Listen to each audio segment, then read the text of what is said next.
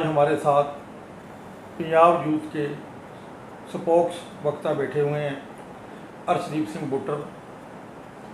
इनको प्यार से सभी अर्श बुट्टर भी कहते हैं।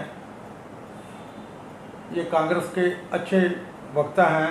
इनसे बात करते हैं कि जो इस समय पंजाब में कांग्रेस की समस्याएं चल रही हैं, जहाँ किसानी आंदोलन चल रहा है, उसके बारे में इनका क्या विचार है। नमस्कार अर्शी जी। नमस्कार जी।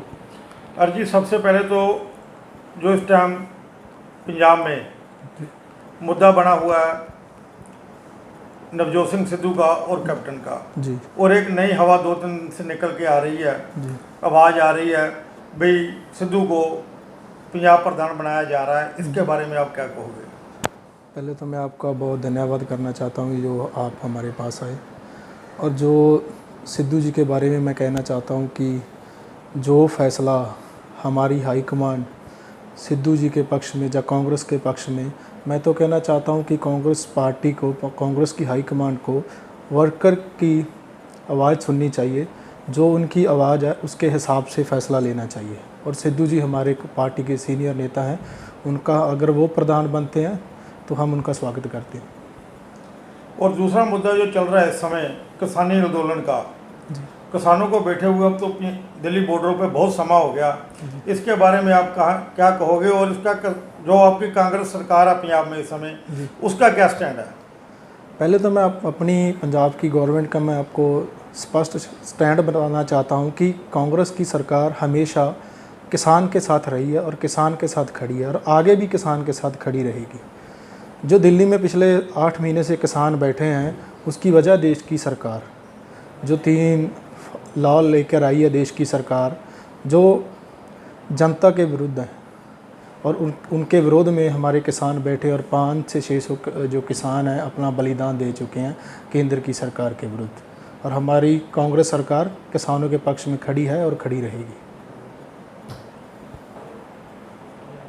अरे जी, जो पिछले समय में केजरीवाल साहब पंजाब आए थे और वो बिजली फ्री की बात कर रहे थे, इस विषय में आप क्या कहोगे। अगर एक दूसरी स्टेट का सीएम आके दूसरी स्टेट में अपनी सरकार आने पे बिजली फ्री दे सकता है तो कांग्रेस सरकार क्यों दे सकती है। लेकिन मैं बिजली के मामले में आपको अपनी सरकार का स्टैंड बताना चाहता हूं कि जो पंजाब में बिजली है और जो केजरीवाल साहब दिल्ली के मुख्यमंत्री पंजाब में आकर कह रहे हैं कि हम इतनी यूनिट फ्री देंगे, लेकिन एक जो पंजाब का दायरा है जो दिल्ली से बहुत बड़ा है, क्योंकि दिल्ली में कुछ जो एरिया है या कुछ महकमे हैं जो केंद्र सरकार के अंडर आते हैं, जैसे पुलिस, जैसे एयरपोर्ट वगैरह, जिनकी इलेक्ट्रिसिटी और ये सब सेंट्रल गवर्नमेंट के अंडर आता है। क्योंकि पंजाब सरकार अपनी तरफ से किसानों को 1500 करोड़ का जो 15,000 माफ़ी चाहता हूँ 15,000 करोड़ का जो सब्सिडी देती है, लेकिन दिल्ली सरकार वही 3,000 करोड़ देती है। इसमें बहुत बड़ा फ़र्क है। अगर केजरीवाल साहब कहते हैं कि मैं 300 यूनिट माफ़ कर दूंगा, लेकिन उनसे ये पूछना चाहिए कि 300 के बाद क्या होगा। अगर 301 होती है तो उसका बिल आएगा, क्योंकि ऑलरेडी पंजाब में जो हमारे निचले वर्ग के जो हमारे भाई बहन हैं उनको जो बिजली है फ्री है, 200 यूनिट जो पहले से फ्री दी जाती है। लेकिन ये केजरीवाल अपना पॉलिटिकल फंडा खेल रहा है। ऊपर से तो ये दिल्ली जाकर सुप्रीम कोर्ट में रिट ला रहा है कि पंजाब के थर्मल प्लांट बंद करवाए जाएँ, जो प्रदूषण फैल रहा है। ये दोगली नीति बना रहा है। ये दोगली नीति के साथ पंजाब की जो सत्ता है वो अपने हाथों में लेना चाहता है। जो इनका सपना है जो चूरी होकर रहेगा। अर्श जी, एक लास्ट में मैं सवाल आपसे करता हूँ कि जो नशा है इसके बारे में आप क्या कहना चाहते हो।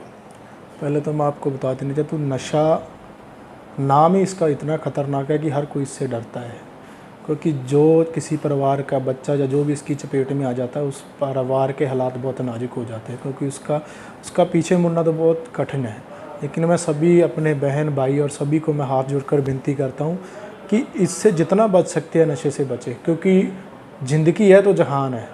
क्योंकि नशे में आकर व्यक्ति पता नहीं अपने परिवार को पीटता है, गाली गलौज करता है, अपना दिमागी संतुलन खो बैठता है, जो सोसाइटी के लिए अच्छा नहीं होता और अपने परिवार के लिए अच्छा नहीं होता। सो इसलिए नशों से दूर रहना चाहिए। मैं सभी से विनती करता हूँ, नशे से दूर रहें, अपनी ज़िंदगी बचाएं और अपने परिवार के साथ रहें। धन्यवाद। धन्यवाद।